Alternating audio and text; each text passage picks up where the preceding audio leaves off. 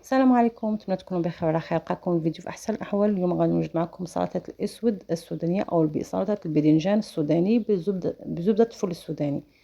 مقادير بسيطه. عندي هنايا قطعه باذنجان. كان عندي 2 من الباذنجان، قطعتهم مكعبات، قليتهم وخليتهم يتصفاو.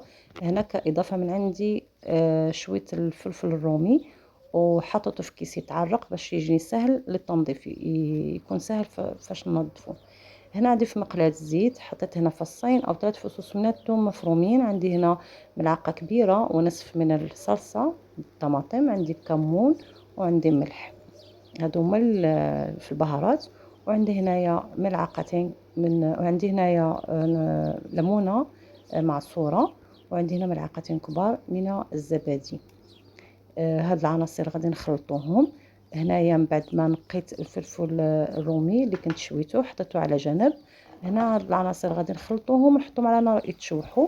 غادي نضيفو هنا كعنصر الاساسي اللي في هاد السلطه، اللي هو زبده الفول السوداني. عندي ملعقه كبيره حتى الملعقه ونصف من زبده الفول السوداني. طبيعه الحال القوام غادي يتقال. غادي نكون هنا موجدين نصف كاس من الماء المغلي، وكنحركوا العناصر كلهم ونضيفوا عليهم الباذنجان اللي حنا قليناه من قبل.